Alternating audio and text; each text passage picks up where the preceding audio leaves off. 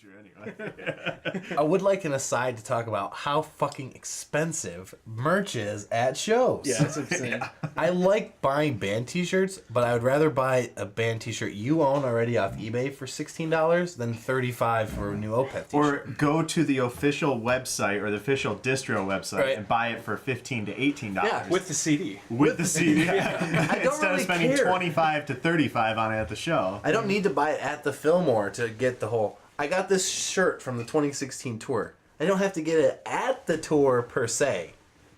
I can get it off the internet. Yeah. I don't need to Well, spend to be fair, $40 some of the on tour it. shirts are a little more difficult to get on the internet, unless, it's a big name band. But then there's also the fact that the bands make a lot of their money off the merch. I mean, they don't get much money when it comes to show tickets. They They are don't really get much money expensive, when it comes to but selling it's music. easier to pay more for it because it's all going to the band. Yeah, that's exactly. true. That is totally true. It's kind of like buying albums on Bandcamp.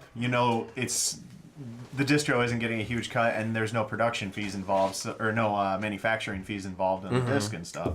So the band's getting a lot more money. So I think when you buy merch at a show, you're doing it because you want to support the band. Yeah. And Or like it's 7 a years, I had impulse no buy. problem buying a fucking CD from Michigan of a band that we'd only see once, but I'd spend $15 on it. Because they impressed me one time at, like... Who? Just some random band. Doesn't have to be anybody. Doesn't be anybody. Like, so be it's a perfect example. I bought their CD and their T-shirt the first time I saw them. They're just some random thrash band from Traverse City. Yeah. But they impressed me enough to where I'd spend $30 on them. Just some random time. I think that's definitely the most important part. I try and spend money on local band merch before I buy big name band merch. Yeah. Because they need the money to keep doing what they're doing, because it's not their full-time job.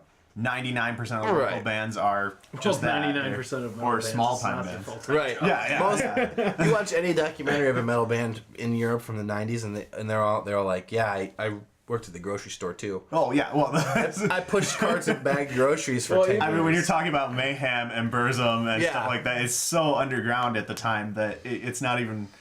You can't even hardly didn't consider make them money. in musical category Well, at that even point, the more you know? popular metal bands, like recent metal bands right now, like Nail of Scars and Baylacor, they did some interviews where, no, we're not doing this full time. That's why they started doing the Kickstarter thing. But to that's make their new albums. But both of those bands you mentioned are from Australia.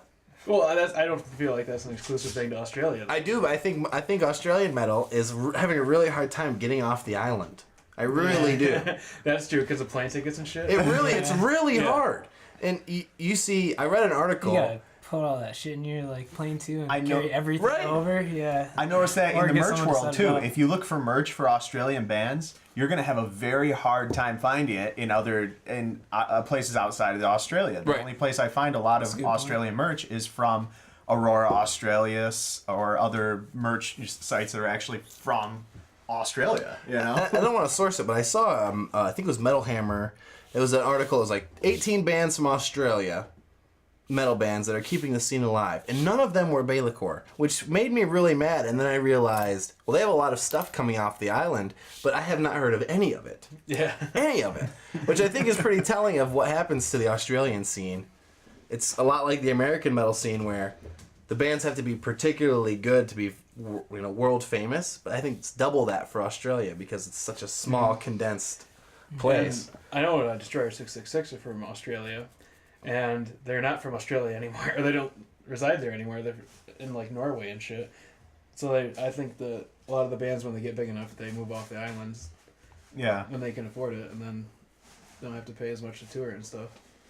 I kind of wonder what the Australian scene is like when you're actually there in Australia, though, because sometimes I listen to the things people are saying, and it sounds a lot more like the older '90s metal scene. Yeah. Than it does in places like the U.S. pretty where it's grassroots. more. Yeah. It sounds more like people are drinking, having a shit ton of fun, destroying shit, and things like that.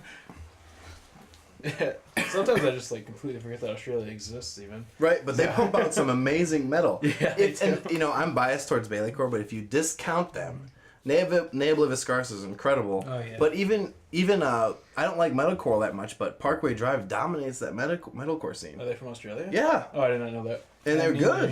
Yeah. I like Deep Blue as mostly for the concept, but it's a fine album.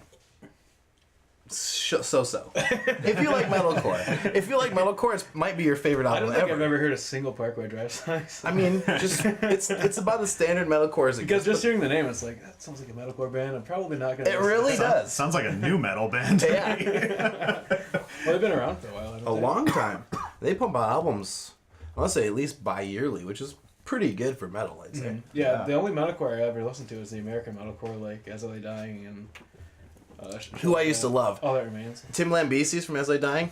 He's pumping this whole Christian metal band thing, and then suddenly he goes to prison for hiring a hitman to kill his wife. That is something you cannot make up. Yeah. And what's great is his early stuff. He was this skinny guy, and he's got tats. And then his later two albums, he's jacked out of his mind, completely jacked. And you know that probably somewhere in that steroid use, he's like, I really need to kill my wife. I really need to kill her. That's why I spend all the time in the gym to get away from her. Exactly. And then he gets it's like a combination of roids, pumping the iron, and then, having like this deep loathing for your significant other and having a lot of money. Yeah. But then he goes to prison and you're kind of like, whew, man, I don't know what to think about these guys anymore. The other guys went off and tried not to be As Lay Dying, but... Well, he started some kind of death metal band before he got arrested. I can't remember the name of it, though. But that was pretty decent. Was it that Arnold Schwarzenegger band? Oh, yeah, he had Austrian that Death too. Machine. Austrian Death Machine. That was popular in high And school. they're pretty incredible. I mean, he did the whole thing by himself, but being an Arnold fan, I have to say, Yeah, it's that was pretty good. definitely... It's hilarious that band is gimmicky enough that it got enough attention that it was in The FYE. same thing happened to It still Metalocalypse. is. Yeah, Metalocalypse is a gimmick cartoon that became Yeah. three full-length albums. And I think, like, all of their albums are just fucking ripping off random melodic death. Oh, they are. Well, yeah. That's their whole. sort of the That's joke.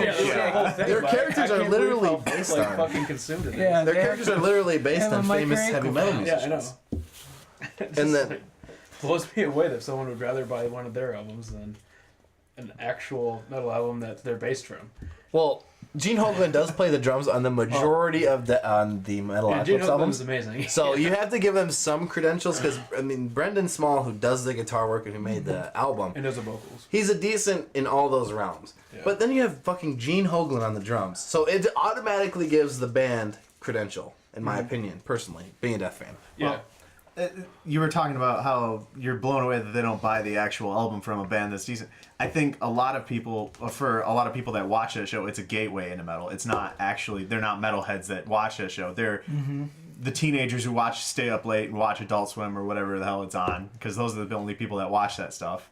And that's their first introduction to metal. And for us, it's comedy. I'm very skeptical that a lot of people actually looked into metal more after watching the show. Oh yeah, I am too. But I'm sure if they're gonna buy, if they're buying Death Clock CDs, they're probably buying Death Clock CDs before they buy metal CDs. Yeah. Or after they buy new metal or something, they're not buying it because, oh man, I like death metal and And they have like a fuck ton of references in the show to bands that actually exist. Yeah. Like Yeah. restaurant names and whatever. Good ones. But people that are just getting into metal aren't going to understand any of those. Yeah, that's true. Yeah. At the same That's rate, the though, greatest part. It's a little, once you Easter egg. get into it later, and you're kind of like, I don't know who Burzum's is, but then you realize it was Burzum's Burgers, and it's really, really funny afterwards. Fintrol's Food Market. Exactly, Fintrol's yeah. Food Market. It's extremely funny afterwards. I don't necessarily think I can agree with it's a gateway to heavy metal, but I do think that maybe the people who bought who looked on the album on iTunes or Spotify and they checked out the related artists once or twice, they might have found something they like, but I think mostly the comedic value is what drove people to like that show, and then people like us who were saying, wow, also Gene Hoglan plays the drums and it's pretty cool riffs. Yeah.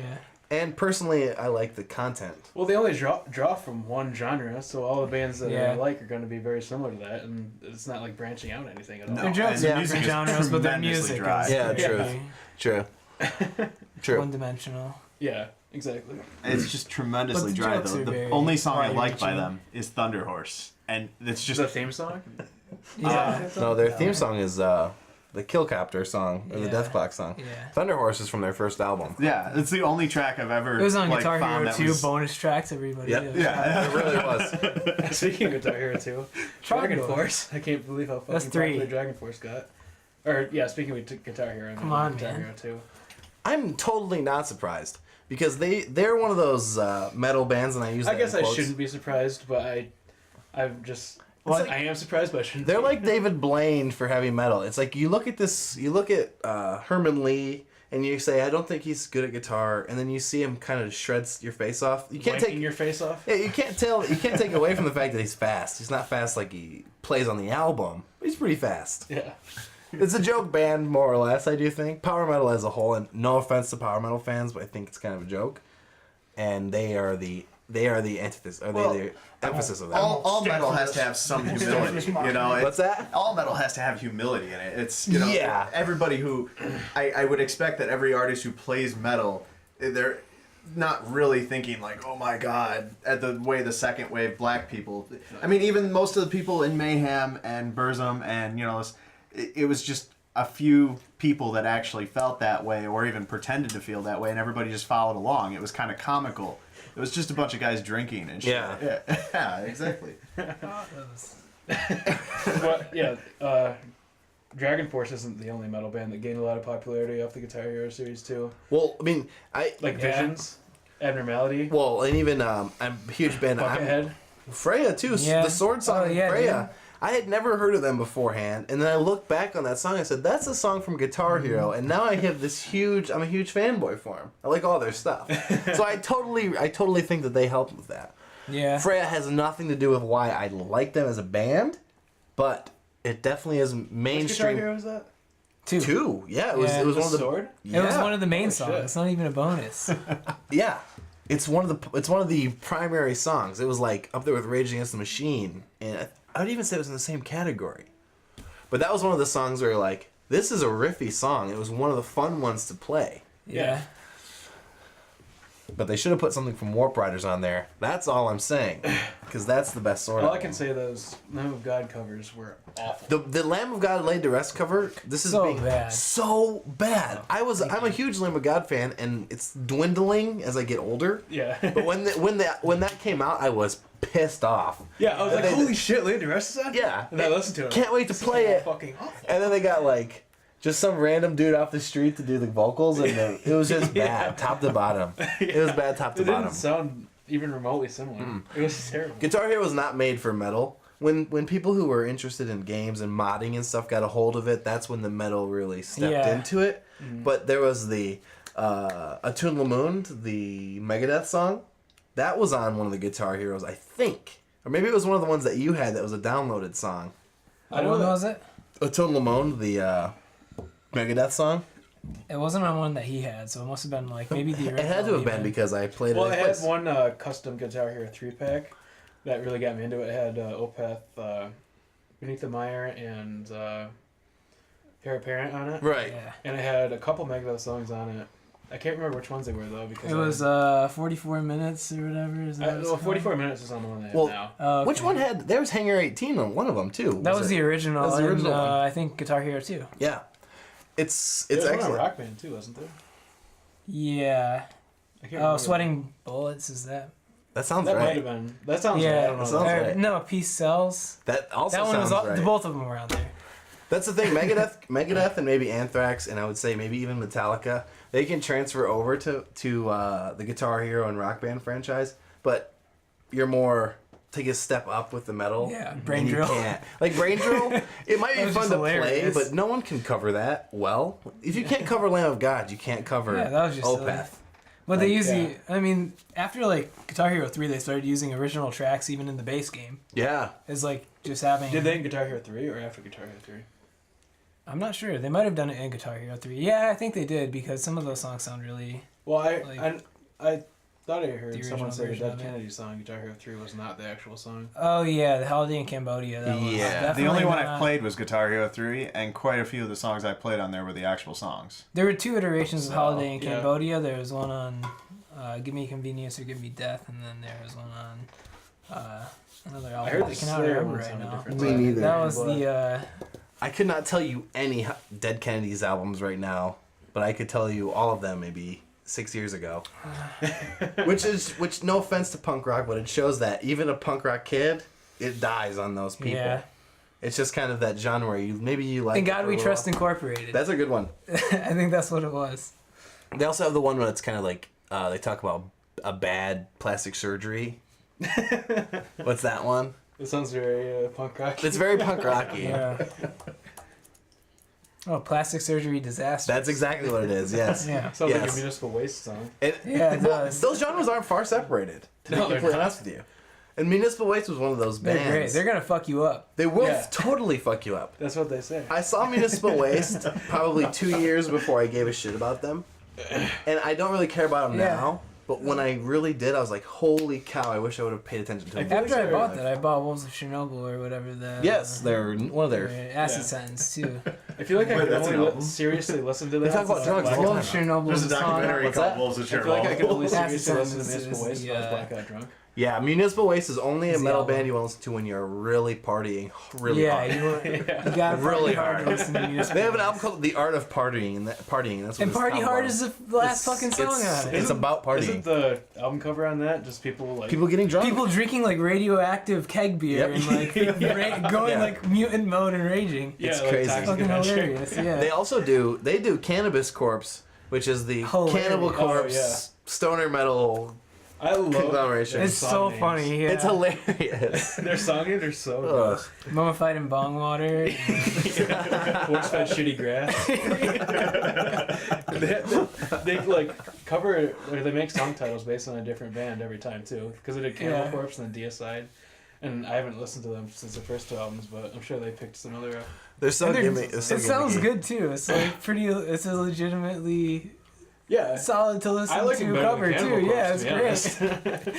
Like I don't give a shit about Basic Yeah. Cannibal Corpse. I'm For pretty sure. sure Cannibal Corpse just made it as far as they did. No offense to Corpse Grinder, because he's hilarious, but they made it as far as they did on just their concept alone. They're kind of like Kiss 2.0, whereas this they look terrifying, what they talk about is a little edgy, and they made it as a result. Yeah. Well, it also depends on hitting the right market at the right time too.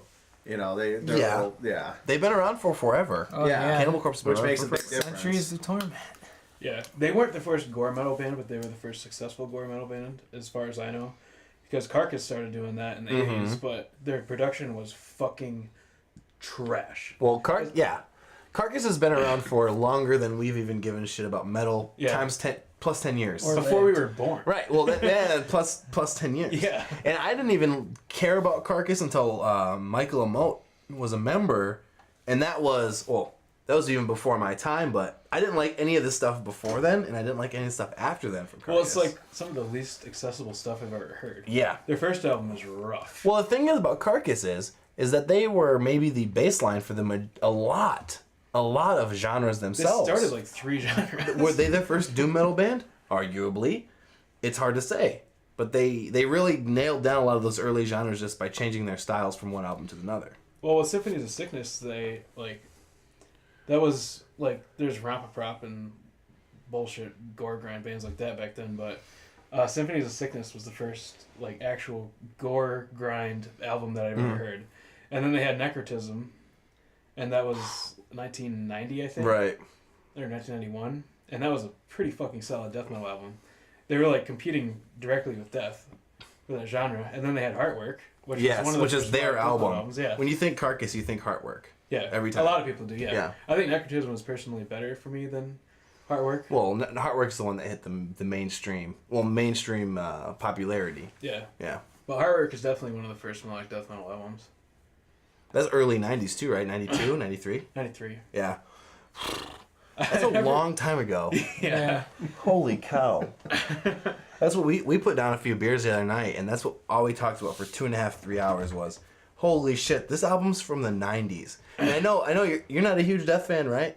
No, I haven't really listened to much Death. But that's the thing is they just blow me away because I hear this riff, and maybe it is the HD version or whatever. You can listen to any of them, but you hear this riff and you hear Chuck, and you're kind of like, this could sell today. Yeah. Which is what I think is really matters is that it stands the test of time, like a lot of bands cannot. I was a huge Metallica fan when I was in 6th grade. No shit, huge. Had all their stuff. But they just released an album in 2016, and it sounds just like Metallica. But as my taste evolved, I started like to not modern like Metallica. it. It sounds like Metallica. I disagree. Yeah, it sounds like Metallica, but I don't think it's just your taste. I think that album is completely overrated. Well, I think What, have you listened to Yeah, I have listened to it. I had to just see what everybody was raving about, and I was not impressed. But it's not. Everybody. I think that everybody is. It's the news media and pushing it. Yeah. Well, and there was a couple of good songs on it that were like their older stuff, but a lot of it just felt overused. Well, Saint Anger was bad, and I didn't like it. A lot of people didn't like it. It sounded like their snare was their whole drum kit was kind of this trash can. Yeah, this exactly. It was a trash can. Their snare specifically sounded like Stomp the Yard. Yeah. But Death Magnetic was okay. But in this album, it's okay. And this last album was very much more like Ride the Lightning than the rest of them. But it was still garbage by comparison. And I personally am still a Metallica fan. Like, I like a lot of their stuff. For Whom the Bell Tolls is very metal. Best Metallica song. Your thoughts on Best Metallica song? For Whom the Bell Tolls. Didn't think Death Magnetic was that great. I don't listen to it all once. That's exactly what I think it's Beaten, Broken, and Scarred. That's the one song I very much like. I think Beaten, Broken, okay and gives Scarred. a little bit too much praise. Oh, okay. in my opinion. Well, did you listen to Lulu? Lulu was the hottest garbage ever. I do not know what they were thinking. It is the lowest rated album on Metal Store. It's the worst album ever. This is Lou Reed on his way out. 2.2. This is not even Lou Reed on his way out of music career. It's just on his way out of life. Like, he's dying. He's like channeling his fucking death through the goddamn microphone. Exactly. That sounds like it should get higher than a 2.2. It sounds horrible. It's bad. It's like you threw your amp in a bunch of water, and then everything that comes out of it is what Lulu sounds like. And then started talking about completely schizophrenic bullshit. It's... I am the table. What? Yeah.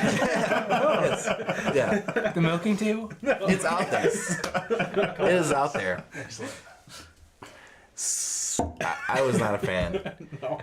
And I have a lot of friends who are huge into that kind of nostalgia. You know, if Metallica releases an album, they listen to it, and it's like, hey, this is a sick album because it's Metallica. Lulu is discounted immediately. It doesn't even count. Yeah. It is so bad. I don't know. Sometimes the nostalgia thing can be okay. I listened to Ghost for the first time ever, like a couple of weeks ago. I heard one of their songs on the radio today. Yeah, they're on the radio. They're very friendly, and they're like a really throwbacky band. You know, they sound like older stuff, and I'm not really a fan, but I mean, if that's what you're into, it's pretty good for that, actually. I like their style, too. They play it on the radio, and they look like a heavy metal band, which I think is important.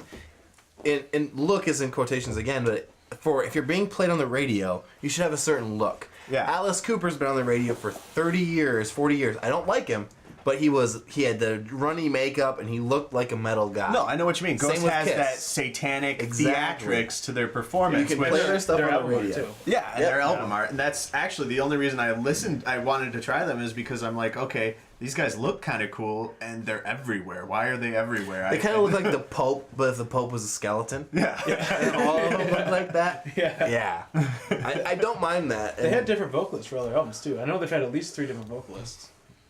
If you can get metal on the radio, regardless of how diluted and toned down it is from the metal that maybe a lot of us like, I'm fine with that because you're getting people's foot in the door. You're getting people's foot in the door. Well, the other thing, I listen to that and I go, this is something that those older people that don't listen to new music could probably listen to on the radio and say, oh man, this is new music I like. Right. Which you don't hear a lot from some stubborn old people. Exactly. Well, and so, you know, my parents are into that classic rock, but when we listen to the radio, you'll hear a lot of classic rock, and then suddenly there's a Pantera song thrown right in the middle. And I'm kind of like, that's a little bit heavier than the Bob Seger and the Pink Floyd that was playing before. And I really like it. But Pantera and Metallica are in that classic rock spectrum now. And it gets this people's foot in the door. And that's what I really care about in terms of getting into metal. Because the Black Album was my first, the Metallica album, the Black Album, was my first introduction to metal in the 90s. I had a cassette.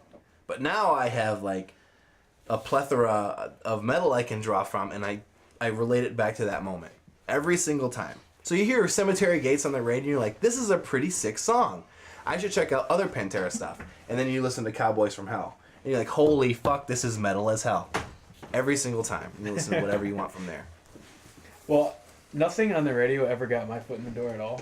Really? Yeah. Well, what was it? Because I remember the moment. I remember the moment, too. It was You a get- Necrophagus CD. Yeah, you were at Jamie's house, Yep. and you were like, listen to this song, it's awesome. It was Seven by Necrophagus, and my mind was just like, Yes, I remember that moment. Any music you ever get from Noah automatically comes from me because I gave him his first metal introduction, and it was Necrophagus. Yes. yeah, I was like completely skeptical about every single band but Boston at that time. And to this day, is Boston's one of those bands that you're like, it doesn't matter what we listen to, we can listen to Boston. That's Yeah, you always showed me good. Necrophagus, super fucking technical death metal, and I was like, all right, this is what I should be listening to right now. for the rest of your life. Yep. Yeah. I'm adding more bands to my list other than Boston Yep. at this point. And Seven is completely, it's palm mute, pinch harmonics, and then the rest is stuff you cannot comprehend as a neophyte to metal. It just sounds like a muffled conglomeration of notes. But then there's that dun dun dun dun, and you're kind of drawn in immediately, and you can't stop. You can hear those neoclassical influences too. Yeah. It's like, Yeah. Exactly. It sounds like Mozart. But if Mozart was, he had tattoos. A lot of them. This is completely mind blowing to me Definitely because I both. can't associate with this at all because I never had that moment. Really? Yeah, I was always very eclectic in my music. When I was a kid, I listened to Black Sabbath, I listened to Foo Fighters, you. I listened to Tchaikovsky, everything from classical across the spectrum, and it all just changed, and I built into one subgenre all the way up to high school, and then high school it was like I found some mixed genre, neoclassical. There is no genre for it, and that's what's that? No, not grunge. I do like grunge still, actually, for what it is. But no, it was some contemporary neoclassical stuff that mixed like 4 or 5 different genres, and I really liked that. And then eventually, it was just like everybody else was listening to Rammstein or weird things, and somehow at one point I just was listening to metal, and it was like. I remember Encephrum being important to me because it was folk and metal, which was, and I remember Rammstein because it was like, okay, this is, what are they? What's the genre? Industrial. Neo-Hart Deutsch. yeah, It's a combination. It's a industrial combination of regardless of rock, how you look at it. industrial, and Yeah. synth. Yeah. And it's like that mixed genre stuff was what pulled me into metal. It wasn't any one particular band or moment. It was the fact that they were combining things in ways other genres weren't. It was a slow burn. Metal is evolving at a faster pace than a lot of these other genres. I And remember it just kind of faded into it. It was weird. I remember specifically the moment that got me into the harder stuff, and that sounds like it sounds silly, but when I was young, I had a Bob Seger album, I had a Bad Company album, and I had a Steppenwolf album. And to this day, Steppenwolf is one of my favorite bands. But my brother gave me the Black Album on cassette, and I could have been like, fuck everybody else. All I wanted was Metallica CDs because maybe they weren't the best metal band, but it was all I knew from the genre. It was hard. It made you kind of want to dance, but not in a dance like what you see your parents do. You want to break your shit. You want to take your speakers and throw them out the window. And it felt really good. No question. And that was the defining moment. Is you play that cassette, you flip it, you play it again, you flip it, you play it again, you flip it, you play it again. And it never stopped. It never stopped. And I got Load and Reload, which are maybe the 2 worst Metallica CDs ever. other than Lulu and Saint Yeah, Anger. they're recent stuff. But Load and Reload were terrible. But, King Nothing's a decent song, and it's on that album, and that was my next 2 influences. And then after that, I was like, I want all the Metallica albums. But did you know that on Load, it is actually semen and blood. Real semen and real blood. Really? On the album cover, yes. I did not know that. Well, now you know. Wow. See, I didn't know I could learn any more about Metallica. Now, All right, so 5th worst album. but Semen and Blood is only involved in 1, so that kind of bumps it up a few notches. It doesn't put it in Master of Puppets, like, For Whom the Bell Tolls, Ride the Lightning, kind of like that era. But it definitely bumps it up quite a bit. Because those are things I'm into. Semen and Blood. Kind of the roots is like, there's a few things that are the root of heavy metal. It's distorted guitars, burning churches, and semen and blood. It's right there. I found a random artist online the other day, like actual art. And he's trying to capitalize on the whole second wave black metal movement. And so his gimmick is, here's my website, here's the videos of me cutting my wrists open and painting with the blood on, and he's painting these album covers and stuff, and I have to admit, it looks really fantastic. He's got portraits of famous black metal musicians, but it was just so gimmicky and overplayed. Does he put a happy little tree in there? Oh my god, having little Bob Ross would be hilarious. Bob Ross with corpse paint. We need to trademark this right now. Yeah. But yeah, I wish the whole like wrist cutting shit would just fucking leave any genre. That Yeah, stuff is so stupid. Like those people obviously have more problems than listening to black metal. All the DSBM and Yeah, feel love bad for me, pity me, here's my lyrics. Yeah, I I love that DSBM music. I listen to a shitload of it, but I guess I'm just not depressed enough or something to... But No, I don't listen to hardly any of it. I just find it so dull. And Well, it's the same thing over and over again. it took me a while to just- get into it, just like doom metal. Like, Yeah. See, I can barely touch doom metal. Yeah, when you there's a find- few doom bands I like, but in I those don't get it. genres, it is like... It is a lot more difficult to keep a listener captivated in your music because there's so little going on. Mm-hmm. And when you find a band that's good enough to keep you into it, then Now, Woods of Ypres, I enjoyed that. That's one of the few doom metal bands I like, and I think part of the reason I like it is because, one, they're fairly local, they're from Ontario, Canada, Yeah. but something about it, they seem a little faster moving than some of the other bands. It just, Doom's really atmospheric. yeah, it's got some really good atmospheric elements. It feels raw, raw in a... garagey sort of way. Yeah. Garagey. And I like the lyrics for once, and it's like, yeah, it's self-pity lyrics and I'm depressed and shit, but Well, doom metal in itself is a really like wide-spanning genre. yeah. It can sound way different than No, yeah, I know. There's a lot of different doom bands that are very different. Yeah. No, I'm just talking about overarching Yeah. categories, which, isn't very specific. I think That's that. right. Go ahead. I still need to check what's Ypres? Ypres? Yeah, I don't know, yeah. Yeah. I still need to check them out. You more put a because I Y in really front of the like word, that and then one you get Americans confused. yeah. Immediately. You don't know what this. Yggdrasil? Yeah, Yggdrasil. Yeah. You Yggdrasil? Yeah, Dreisel. Whatever. The thing about doom metal is it kind of leans heavily towards the atmospheric vibe, but you can find that in all sorts of genres. Mostly a lot of metal death. You just add an organ or a really good keys to your band, and you add that kind of depth that doom metal has almost instantly. At least I think. And then it kind of over distorted and undertuned. Well, what I like is bands that can create that kind of depth without using those extra instruments. Mm-hmm. I agree. Like just traditional metal instruments like guitars and stuff. Right. Well, it's like you look at... I like Bailecor's new album because Vessels has nothing like their first 3 albums. Bailecor, in my opinion, has a perfect discography. No bad songs, no bad albums. They are solid, top to bottom. But Vessels is nothing like their first 3. And the reason is because instead of that time where Bailecor would go like 3 hard notes and then they would dip into something like really riffy, instead in Vessels they go to the atmospheric, it's all piano, it's all keyboard, it's a really open sound. But they said they don't give a shit about what people expect from Bailecor. They wrote an album for what the concept of the album is. It's not supposed to be this riffy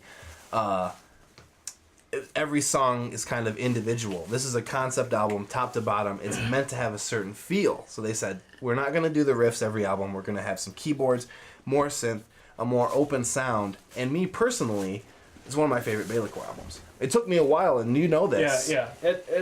Like the first time I listened to it, it just like blasted by. I hated it. Yeah. I was like, this sucks. Why isn't this A Breath of Bone? Why isn't this Frail Tide? Why isn't this old Bailecor? And I listened to it again. I paired it with the lyrics, and I said, I underestimated it. I underestimated Bailecor, George Cosmas, the guy who writes and does all their vocals. I underestimated everyone in the process. Stone's Reach is one of my favorite albums of all time. Yeah. I think you're wrong because I think Frail Tide is much better. Everyone tells me I'm wrong about this. I think Stone Reach is much worse than Frail Tide. I like Stone's Reach. But everyone's like, you're wrong. Frail Tide sucks by comparison. Stone's Reach is the album, so I just listen to people's Actually, opinions. like A Breath and Bone. That album Probably is, maybe the most. that I listened to- I think I that's agree. the one that I've listened to the most, though. So I Well, might yeah, just you have it in have your a- car and you listen to it every single fucking day on the way to work. Yeah. they take a song that's about a bird and his bird brother, and this is a song about two birds and one bird kills the other, and it's 8 minutes long and it's absolutely metal as fuck. And I love that about Baylor. And From Scythe to Scepter is like the most metal fucking song. Yeah. Yep, is. pretty much. I want to touch back on what you said earlier about you grew up in the Black Sabbath era, because I didn't want to be the guy that brings up Black Sabbath, but we talked about this earlier. Yeah. We talked about this earlier, and I'm adamant. I love Black Sabbath, but not Dio Sabbath. Dio Sabbath can go fuck itself. Rest in peace, Dio. Seriously, what's that? Dio Sabbath? Yeah, Ronnie James Dio was in Sabbath long after Ozzy. In I the did not 80s. know that. 80s Sabbath was Ronnie James Dio. That's where he got his popularity. I have actually found a old rip I had from. It was a burn CD from '94 the other day, laying around the house, and it was of the. Shit! What album was that? It was. I think it was 1978 or something. Don't know. Yeah, and I ended up getting caught up listening to it when I was supposed to be doing other shit the other day, and I'm like, wow, yeah, I really do still like Sabbath. Yes. Old Sabbath is Oh, very enjoyable. Dude, it is so good. You look at their first 4 albums, they're self-titled, and most specifically, they're self-titled. It has a harmonica in it. And you're kind of like, this is a blues album, but then you listen to the themes and the notes, and it's down-tuned, and it's actually it's a metal album. And everyone's like, Ozzy's the man. Ozzy's the god of metal. He's the Lord. Wrong. Every one of those people is wrong. Geezer Butler, their bass player, 100% is the god of heavy metal. I would pray to that man if I had a choice. He wrote their shit, he wrote their music, and lyrically he was that guy. Now Ozzy delivered it like no one else could, especially for the 70s. Yeah. But Geezer, he's the idea guy, and he's the one who detuned his bass. And he said, this is what the music we're gonna play, and this is how we deliver it. And that means way more to me than the front man. Every single time.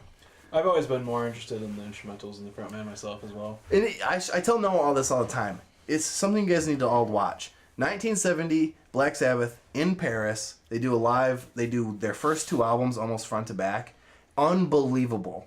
The production quality, the sound, none of the lyrics are what you hear on the album. They're all they're probably drugged out, so they don't know any of them.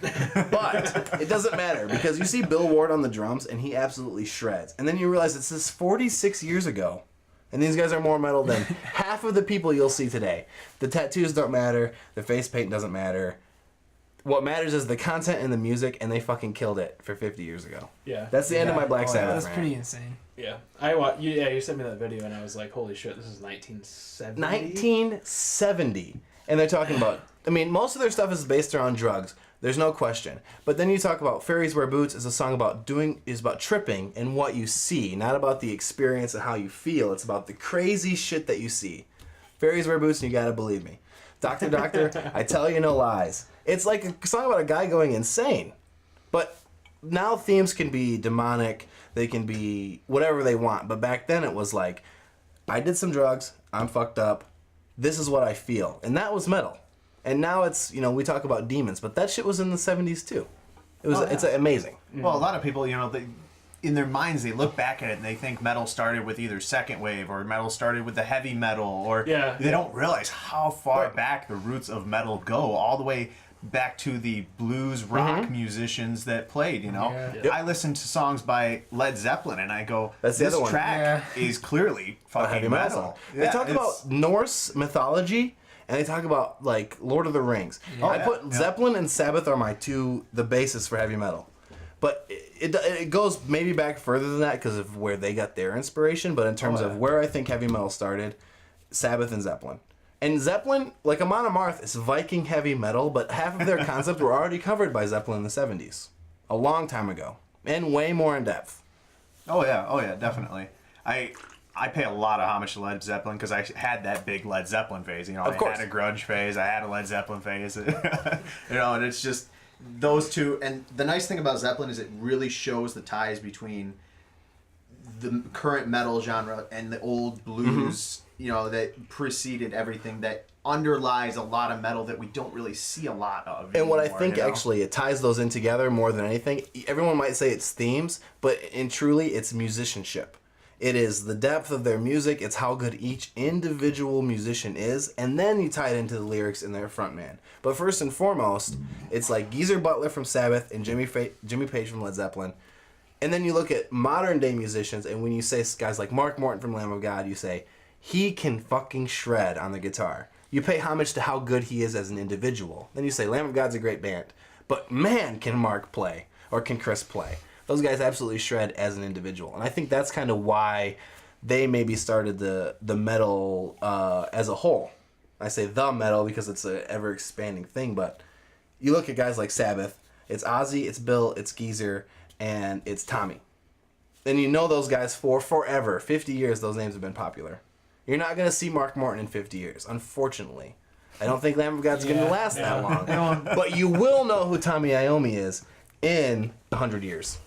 Plain and simple. Talking about all this Black Sabbath and Led Zeppelin and stuff makes me regret that I only listened to Boston until like 2005. Right. How could you regret that? Boston is like Boston the is greatest incredible. single band of all time. But now, You're just taking your time. Noah's kind of an elitist now. He's like, I don't want to go back and listen to Sabbath, even though I send him stuff that's like Sabbath and things that sound like. It's not that I'm elitist. It's just that that's kind of music isn't what I want to listen to. Yeah, it's a little bit out, maybe dated. Maybe. No, that's another nice thing about metal too. You grow forward. You pay homage to the past, but metal is a very forward-moving genre, and there's a lot of stuff I would never listen to ever again. I tried to listen to some a couple bands I didn't really get into, Killswitch like and Tesla. Gage. I tried to listen to Tesla. I didn't even That's care the for band. Tesla. It was like, man, I don't think I've ever even heard of Tesla. Tesla, they're a heavy metal. Tesla, the love song. Classic heavy Tesla, the metal. love song. One of the. If you ever wanted to learn guitar, No. wrong. Fuck If you. you wanted to learn guitar, This is where I draw the line, motherfucker. okay, you might not like the song, but if you wanted to learn guitar, one of the riffs you learned was the intro to Tesla's love song. As it was technical, it sounded good, it was hard. You might hate the song or the band as a whole, but the love song was a guitar learning staple. Hey Adam, how do you feel about Stairway to Heaven? Same concept, but however, It's so true, and I want to kill myself. it's like it's bad because Glad that every my person who entire wants to learn ability guitar. can be boiled down to two songs. And also, every teenager who wants to get laid learns Stairway to Heaven. Yeah. But again, and you're not wrong because I would love to spend Stairway to Heaven. Yeah, I don't know what's up with all the kids. You know, What's listen the to hot that devil driver and trying to we need bang some kids to in it. here to ask what the hot song is to play nowadays. I can't. What's the best metal album from 2015? Was Vessels in 2015? Vessels was this year. No, it was not 2016. Yeah, it was. Yeah. Okay, Vessels is the best album in 2016. Came out in like March. Of this year? Yeah. Damn. Well, this is the end of this year. So. Yeah, that's true. It's hard to judge. It's really hard to judge. Yeah, it does feel like a whole year. When did The Satanists come out? That was last year. Okay, because that album was... That is amazing. That was 2014. The Satanists was a great album. I don't think it was nearly the best 2014. Even. What was the best album in 2014? I don't know. I'd have to look at some fucking list because I listened to like a billion goddamn albums. Yeah. I can't remember any of them. You're the worst person to ask me. Wait, what was that? Oh man, that album. I nominate Liturgy as the artwork. Oh my god, shut the hell up. God damn it! We don't use their name. Yeah, what is it we said about bad Any publicity press is is good publicity? press.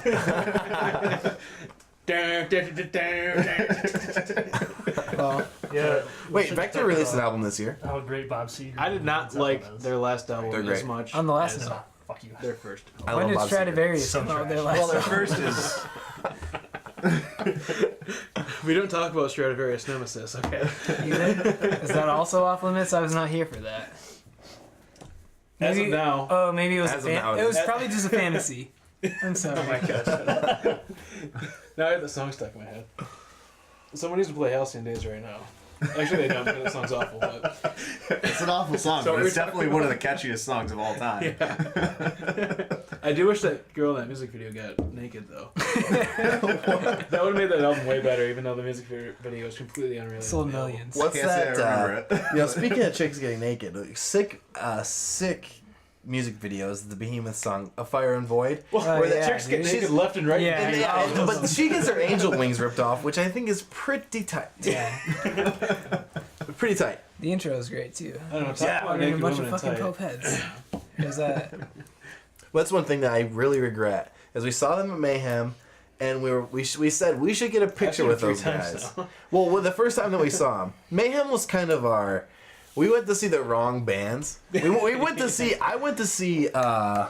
Man, that horrible metalcore band whose name I can't think of because I've erased them from my All That brain. Remains. All That Remains. Yep, Thank I know you. that. They were shit. Their They were guitarist. garbage. That was right when they released Overcome, I think. Was And that was like literally when they started being the worst. They were bad before. I liked them, but Overcome was a horrible album. Yeah. But they do have a sweet story. Their lead guitarist and lead singer learned guitar from their secondary guitarist, and they do both shred. But I went to Mayhem to see them and Killswitch Engage, and now that I look back at it, and now remember that Killswitch Engage, they headlined, we left. It was No, Killswitch. fucking Marilyn Manson headline. Marilyn Manson. There's Oh, 4 on the main stage. It was Marilyn Manson. It was Killswitch Engage. It was Mushroomhead, and it was Slayer. Those were the 4. I went to see Slayer We and went- Cannibal Corpse. Yes, you and I went to see other bands, but Behemoth was 100% the best band there. Yes. They were the best They band. played They played that cover from Turbo, which is Turbo Negro. yeah. I get When I erection. see- I get erection. Thank Yeah, you. I have you. yeah. I have erection. But they put their own like black metal And lyrics it's in it. amazing. Hilarious. It's amazing. Yeah. And we were dying laughing. We didn't know who they were. They just had corpse paint on, and at the end of it, all we could say was, "Do you remember those badasses with corpse paint?" We didn't know who the fuck they were. And now, some 10 years later, Behemoth was literally the best band there, and we went and saw fucking Killswitch Engage. Or at least I did. You did. I did. I don't even fucking remember them being there. So They were the second. They played. They were the last band. No, it was Mushroomhead, Killswitch, then Slayer. We left. Marilyn played. I was excited to see All That Remains though because I was really hoping they were going to play 6, and Another guitar The Hero song. Catalyst. no, it's not the Catalyst. The one song where it's like their only song that uses brutal death metal vocals. The Is Weak Willed. Yes. Oh, yeah. I love that song. Yeah, wasn't it also a Guitar Hero song? It might have After been. it. I remember 6 and No, I don't think so. We No, just 6 listened was to it. definitely We just Guitar listened to Hero. it. a Those lot. 2 We just albums listened to were Weak fun. Will Those a are the lot. albums I really liked. 6 and All The That Weak Willed Remains. are the only 2 songs of that band that I liked. What about isn't Angela Gasso like tied up with it, All That Remains now, or is that a different band that's similar to them? Angelo No. Gasso still manages Arch Enemy? Arch Enemy, Okay. yeah. Which is really strange, and Noah and I have said this a million I times. thought she went to a different like, No. or maybe some of the All That Remains guitarists play on. Mm-mm. Something No, like because that. Michael Amott I went thought to it was like a All That Remained. I'm sorry, they went to Arch Enemy. cross. Okay. I liked Gotcha. Arch Enemy for forever. And it's nothing against Angela because she's amazing, and this new girl they have is amazing. But Yeah. they need to have a male I vocalist think with the new girl range. they have sucks. She's amazing I for think the new girls. I think the new vocalist sucks too. It's hard to say because She has no emotion in any fucking Yeah. thing she does. It's really bland. It's not. There's not really that many female vocalists in metal. I think if Well, she she got, doesn't even come from metal. She comes from outside of metal to do this. That's true. Oh, Angela it's was not- she's in amazing. a metalcore band. Yeah. Angela She was in a metalcore amazing. band? Yeah. Oh, okay. The Arsonist. Yeah, and she was amazing. I mean, Angela Yeah. was good. Yeah. You watch the Nemesis music video, and they cut to both the brothers who are shredding, and then She it's had like her, charisma. and she has Oh, yeah. fireballs in her hand, and she's Yeah. wearing all white, and you're like, this bitch can fucking go. Well, not only that, The Japanese DVD. The, Yeah. like, I love that that. is so good. She gets oh my like, God. and, you know, I saw it in one of the Lamb of God DVDs where they say it's so weird to play in the Asian continents because during your songs they throw down, but between when there's nothing going on, they're silent and stoic and completely just waiting for the next. And you watch that at all the Arch yeah. Enemy DVD, and Angela the whole time she has to get this crowd motivated, but they are fucking hype. And I liked Arch Enemy quite a bit. Oh yeah. Well, I feel like Angela was actually a good vocalist, and she had a shitload of charisma live. Yes. Yeah. But the new girl, she's boring. like, I feel like they just picked her because everyone wants to see her naked. Yeah. Maybe, but I think it's just more so they want to keep that theme. We're Arch Enemy. We have a female They should vocalist. just picked a But they goddamn just male did Oh, vocalist. yeah. based off of eye candy though, pretty much. Yeah. Yeah, true. But it's unneeded because, I mean, maybe it's hard to say and sounds pretentious, but real metal fans don't give a shit. They want music. And I liked Arch Enemy's stuff with Yeah, Angela. real metal fans. Exactly. A lot of metal fans. You are look, it's poser Michael douchebags. Christopher Amott. You say those names and you're like, these are two of the guys. Carcass. It's Carcass. Yeah. It's two of the guys from melodic death metal, some of the originals, and they just and their drummer, whose name I do not know and I won't even pretend to know, he can fucking shred too. Yeah. But it's just, I used to know it. I haven't paid attention to Arch Enemy in so fucking long. again, Well, yeah, they got worse. What album was Nemesis on? I forget. Oh my god. Was it Doomsday Machine? Doomsday Machine, yeah. It's still one of my favorite. It's still a albums great of all album, time. yeah. I love that album. The Wages of Sin was the only two I can remember off the top of my head. But both of them are really good. Yeah. I love Vultures too. Yes. Instrumental. Or was that instrumental, or was it just like the first 2 minutes? I think it was mostly instrumental. I cannot remember off the top of my head. I Again, haven't listened to it so long, but I love that song. it's so hard to listen to that stuff because it's when you listen to it now compared to the stuff I really like, I don't like it that much. But 10 years ago, I was a fucking hype. Yeah. I was a huge fan, and a lot of it was like you said. Angela had charisma, like a lot of frontmen don't have today. She was imposing metal. too. She was wasn't scary. She wasn't just a She was pretty metal as face fuck. or something. Yeah, She was metal as She fuck. was imposing. She was fucking metal. Yeah. You didn't look at her. Your first thought wasn't how attractive she was. It was, dude, she can rip like all the guys, and she's scary, and I like their Simultaneous music. thoughts. Yeah, it was a lot of intermingling thoughts. Like your thoughts of lust were being fought off by your thoughts of sheer horror. Like, man, I could do a lot of things to her, but she could do a lot of things to me. I'm sure she could just kill me with her mind and stab me with ghostly thoughts. Very scary. God damn it. It's the truth.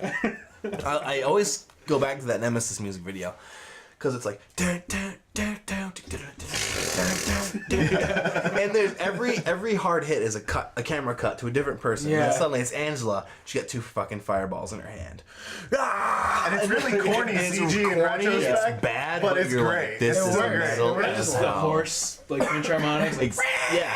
And that's another thing I like about the Emote Brothers styling is when you hear that Carcass and you hear Arch Enemy, you know Michael Emote's sound.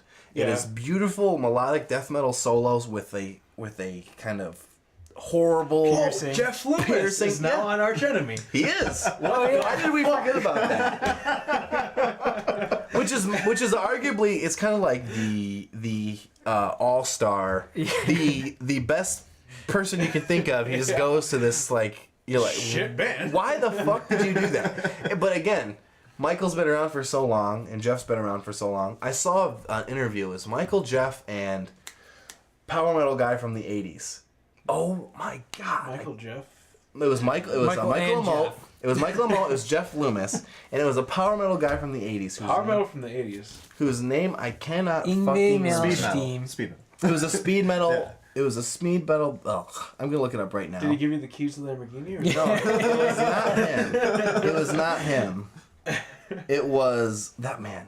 Also, just to touch back on that, Angela Batio and Chris Adler are putting Nitro back together. Now that you said that, the speed. Michelangelo Batio even like stand anymore? I have no idea. Doesn't matter. Yeah, I guess so. Chris is doing stuff with. Guitar stands. He's doing stuff with Megadeth, and then I saw this, and it is just. Oh, it's Marty Friedman. Oh, okay. It was Marty Friedman, Jeff Loomis, and Michael Emote, and they talk about, inspiration, growing up with music and stuff, and that was essentially what they said. These guys have been around for so long. Loomis wanted to play with Mike. Mike wanted to play with Loomis. Let's fucking do it. Do I agree? No, but you can't really beat that kind of star power. Yeah. Again, Yeah. it's hard to beat. I would much rather listen to Nevermore than Arch Enemy. Dude, the stuff he did with Keith Merrow was better than Arch Enemy and Evermore put together. That's not true. I disagree completely, but that's your opinion. Heart of the CNIP, I like Keith Merrow quite a bit. I do too. He's a great rhythm guitarist. He's the kind of loner. He can go to any band. He can play anything he wants. He gets guys like Jeff Loomis to play solos over his stuff. Yeah. That's the guy you want to be. That's the guy you want to be. I'm not in any band, but I can play with fucking anybody. That one Jeff Loomis versus Chris Broderick. Oh, that's guitar so solo funny, thing. dude. You can just tell that Jeff Loomis tried out for Outclassed. Megadeth. He didn't get it because he was too young. Chris Broderick got in Megadeth. And during that moment, Jeff is like, I'm gonna fucking rape this guy Yeah. with a guitar. Yeah. Just outclassed. Outclassed Every so way. hard. Well, it's the same as Les Claypool from Primus tried out for Metallica during the whole when they were trying to replace Cliff Burton thing. It's like he doesn't fit, But he's 10 times the bassist that Robbie I don't Treleaser think is. any Or of the members of Metallica are any good at all. yeah, that doesn't matter. It's the same. It's the same thing. It's like you have a guy like Jeff Loomis. Sucks he's 16. You can't take him on tour. I think Dave even said that. Dave was like, I can't take him on tour. He's 16. He's the best guitarist ever, or whatever. Yeah. But it's like just fucking do drugs in the back room. And then you have a guy like Jeff Loomis playing guitar for Megadeth. And then Hangar 18 is like. But I was Twice as good. legitimately sad Yeah. when I saw Jeff Loomis join Arch Enemy. Hangar I was like, 36. Yeah, this is a fucking waste of talent. it really is. But what was Jeff doing? Alkaloid is nothing. I mean, it's decent, but he was doing kind of one shots. Jeff Loomis Was he an was Alkaloid? like, I don't even know if he was an Alkaloid, and if he wasn't, it was just like a guest solo. I can't. They had a lot of guest solos in the album. Yeah, they had a But fuck what- ton because it was like So it he was was like the fucking guest solo Yeah. album.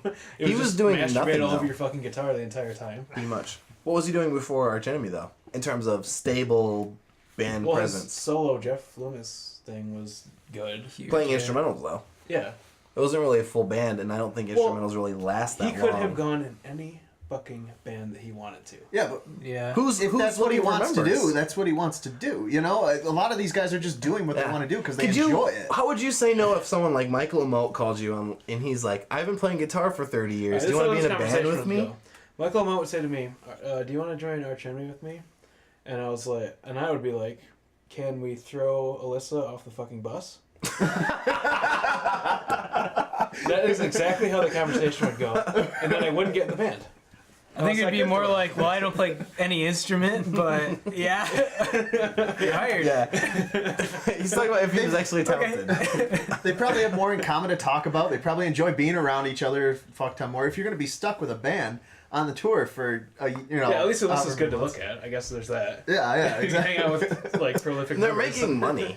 They're making money Yeah, they're top making to a bottom. shitload So of money. Yeah. it doesn't really Nevermore matter. was too. So Is Chris still? No, Chris obviously isn't. What's he doing? Chris Emote. After Arch Enemy, have you heard anything about him? well, they reformed Carcass and released one album in 2015, but I didn't think it was that great. I don't know if he's actually in that band right now though. Man, is it? It's not any of the original members. Carcass? Oh yeah, Jeff Walker is vocalist originally. Seriously. That guy's like skeletons. He's bones and skin at this point. Okay, so what does everybody think about bands that no longer have a single original member? Any thoughts in I thought particular, about or is that. it too big to generalize? Or I keep the same name. Like, I know that you have all the 'Cause people backing you and everything, but it's like, yeah, it seems like a Just lot do of something those different. bands are just keeping the name because it's already established, rather than yeah. some of them, they sound the same as, but other bands, like Eternal Tears of Sorrow, they don't sound like they used to sound. The band has gone through several alliterations because it's had several different member lineup changes. I feel like Cryptopsy shouldn't be able to keep their name after the last Yeah, I song. feel like every single member of Cryptopsy right now should fucking kill themselves. They're just not the same. They're deathcore now. No, they're not deathcore anymore. They released that one album in 2009 on I don't know. It was one of the fucking 2000s. That's when I stopped Unspoken listening King. to them. It was awful. Then they released another full length and another EP after that. It was just pure death metal, but it was just Okay. fucking mediocre. I haven't even heard those. You shouldn't. They're bad. Okay. They're just bad. They're better than Unspoken King, but they're not good. Yeah. But Cryptopsy's first two albums are some of my favorite death metal albums of all time. Like Flo, Monnier, whatever, some French name. The drummer is insane. I listened to one of their albums with your brother once in the car. He's like, Yeah. I've never heard a drum fill between drum beats. He's like, this is awesome. You listen to Slit Your Guts like 13 times in a row on that fucking Well, bus Slit Your ride. Guts is my favorite metal song of all time. Yeah. Fucking destroy everything. Yeah. Oh God, I wish we could play that right now. I fucking love that song.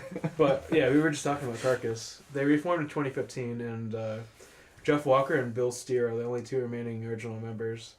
And speaking of original members, what you were just talking about, I've thought about it a lot, and I'm still not sure what my opinion is about it. Yeah. Like, if they change sound drastically, I don't know who actually cares. Because they're going to get new fans, and old fans are just going to tell them to fuck off, but I don't know how many bands actually care about that. Yeah. I mean, I guess it gives them a pre-established base of, one, merchandise. You know, people are going to keep buying the merchandise from that.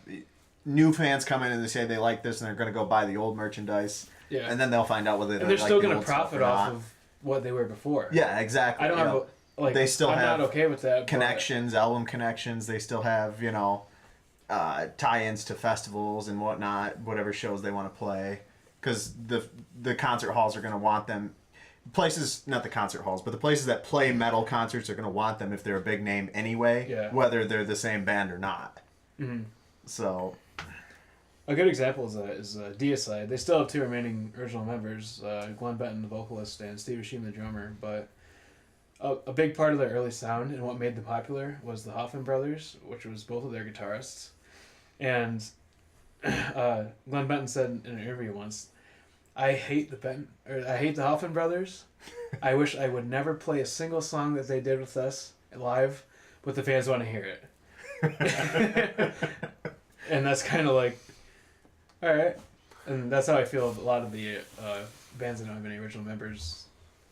Well- They'll still play it because they know the fans want it. yeah. And they know that they didn't gain those fans, but they need to keep those fans because that's Yeah. what would be morally, air quotes, correct about it. Yeah, I'm beginning to see it's purely a case-by-case basis with this. You know, it's just a situation, you know, you're beginning to see it more now that some of the bands have been around for so long. And, I was wondering if there was a general theory we could apply to it or if it was more just a case-by-case, you know. Well, one of the, the biggest bands in metal, Opeth, Yeah. they don't sound anything like Yeah. they used to now.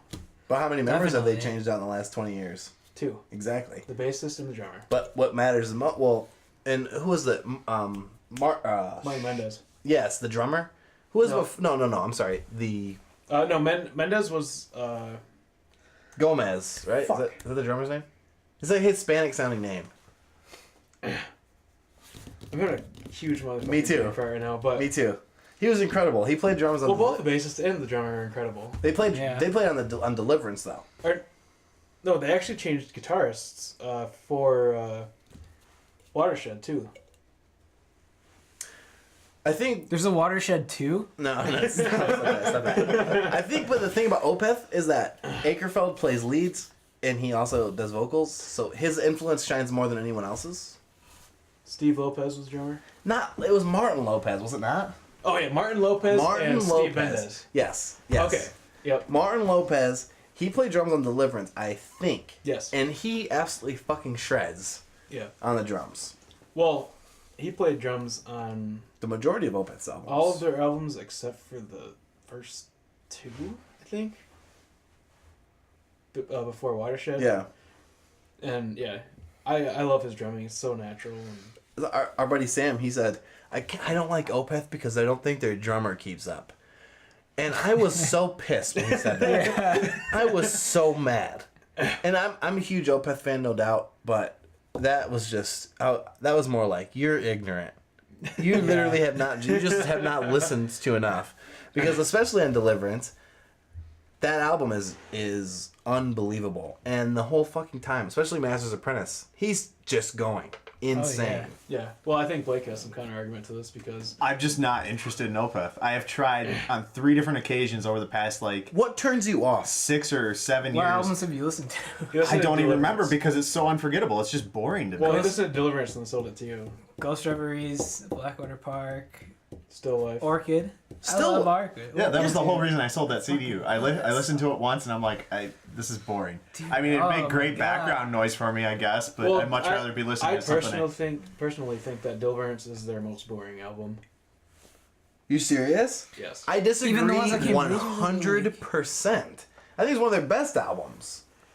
I like it a lot. Deliverance but I and can Mas- see why someone would think it was boring. Deliverance and Master's Apprentice they're heavy as fuck. Well, that was their thing. They were going to release Damnation and Deliverance as a double album. Damnation was going to be their softest thing they've ever released, and Deliverance is going to be their harshest, their heaviest thing they've ever released. But I think that Deliverance is so stripped down from their usual albums that This is strange because Damnation's your favorite Opeth album. no, Damnation is not my favorite Opeth album. I like Damnation better than Deliverance, but It's not my favorite. Well, Still Life is your favorite Opeth album. Yeah, Still Life is my favorite. Yeah. Reason, which is fine. I don't understand how you don't like him though. I don't know either because I listen to the most atmospheric black metal I can find, and I love it. I eat that shit up, but I cannot. It's not remotely interesting to me. It's really progressive. There's no question about that. But there's something about the way Akerfeld presents himself as not only a person but as a musician, and then the way he plays his music. He's this quiet, kind of funny guy, but then he comes out and it sounds like he's got a fucking demon that lives inside of him. And then his guitar, the way he plays, I just keep thinking that. They're just so tight, too. They're tight. That's exactly it. So tight. If you listen to Master's Apprentice, it's fast, but it's fucking tight, and you can't imagine a note out of place, Exactly. and you can't. See, that's something I can't appreciate. I don't have a musical background. I've never played an instrument in my life, you know. So you're going mostly on how it sounds in your ear holes. Yeah, exactly, you know.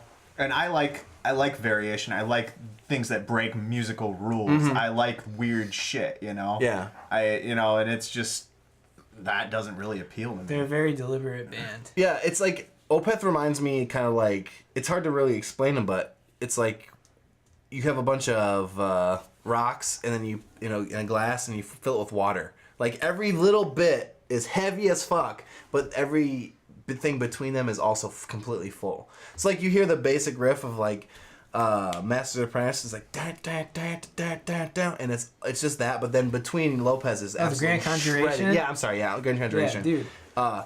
But in between every one of those is an immaculate drum fill. Yeah.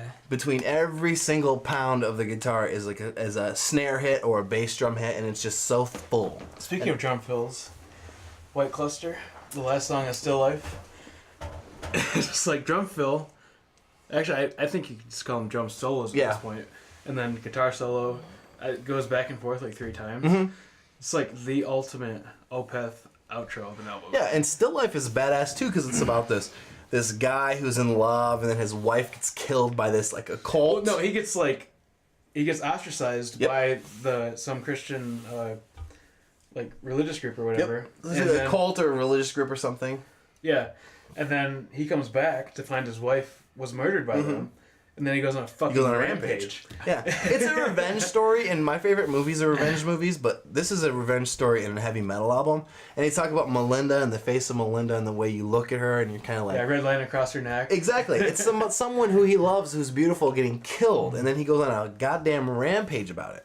Yeah, and then he dies in the end too. And he does it in too. That's hilarious you guys talk about this because I can't even think of the single, not only lyrics, but like what the fucking story was behind a single song I like. Yep. Because I don't pay attention to any of that shit. That's for any vocals are just pretty much any band. There's some of the more poppy bands I'll remember the vocals for, but I do not pay attention to lyrics. The lyrics. I agree with you on The vocals are just an instrument to me. If I have the same album in my car, like going back and forth to whatever for weeks on end, which I often do, I kind of like pick up on it. Yeah. And I don't know if you do that too, but Yeah, like Persuader or Rammstein. Those are very poppy things, and you can pick up on the lyrics and stuff. But you can understand the But to me, well, anybody can. But those are things that I would understand and I would listen to. To me, I just don't even listen to the vocals as vocals. They cease being words when they hit my ears. They're more of just an instrument. that's how I feel about it the first like 10 times listening to something, and then I start picking up on other things. This goes back to the Bailey Core. See, I don't want to hit that point where I pick up on it. Once I pick up on it and I start hearing what this they're goes saying back to and like shit, we were it's like- talking about like the depth of a lot of these metal bands, Yeah. and it like there's so many things to pick up on in each listen. Oh, and yeah. you can choose not to pick up on certain things, even though it's getting railed into your ears the entire time. It's like why I really like the last Bailey Core album, because it probably, if you listen to them top to bottom, with the way where you described how you listen to music, it'd probably be your least favorite album. But me personally, it's one of my favorites because lyrically, it's about a star explosion that turns into a cell, that turns into a plant, that turns into an animal who eats the plant, that dies, and it pollutes the stream, which pollutes humans. His tribe turns and hangs him and kills him, burns him alive because he's got a disease. That's what the album's about. And then that disease goes back into space. The album's about the cyclical nature. I don't think I can even of describe life. a single album in that many words. Exactly. But that's the thing, is it's maybe the worst Bailecore album until you look at why it is the way it is. Then you read the lyrics from each individual song, and you're like, why would Bailecore put a hardcore metal riff in a song that's about blood contaminating the water flow of this tribe, right? That's what one of the songs is about. Mm-hmm. But why in the fuck would you put a super fast riffy riff in there? Riffy riff. That's all I can say. Why would you put a riffy riff in there when in reality it's kind of this broad, epic, kind of big picture idea? Yeah. When the riffs are kind of condensed down to here's how it sounds in this moment, dun, dun, dun, dun, dun, dun, when in reality you just pull it back, you open it up, you hit one organ sound, and then you have to think about the content of the song and not about the riff itself. And that's why I really liked Bailecore's last album.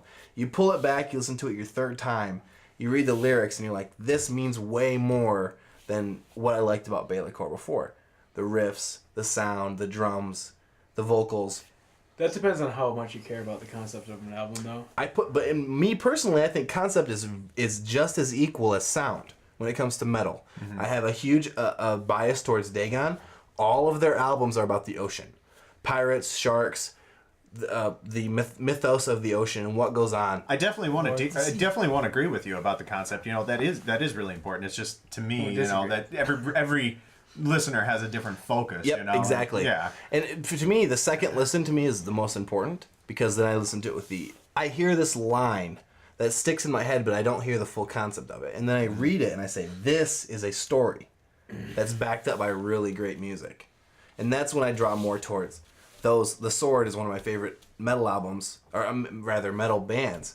They're not really metal like the rest of them, but one of their songs is about flying through space and collecting fucking mythical space orbs. And one of them is called Gods of the Earth. It's literally just about fucking high fantasy. It's Lord of the Rings in a heavy metal album. Maybe you don't like the music, and I probably wouldn't if it didn't have the... Angus McFife is his name. I didn't really like him in the first, but now that I do and I listen to what they're talking about and how they incorporate what they love to their music, then I'm fucking totally on board. I They think make one of some the solid music too. Exactly. They make amazing music, there's no question. I think one of the first times I cared about lyrics in a metal song was when I found out that Nocturnus song, Destroying the Manger, was about aliens going back in time to kill Jesus. That's like, that is hilarious. It's hilariously funny. Yeah, it is hilariously also like funny. the most metal thing I've ever fucking heard. That's the album with that strange cutscene that's like, release the droids, right? No, that's the album after that, but Yeah, it's the same concept. It's just this random metal album, and then you read the concept and you go, I actually care about this more now that I know what the song is about. It probably doesn't help that most of the music I listen to is not in English either. That makes it really hard. That makes it really hard.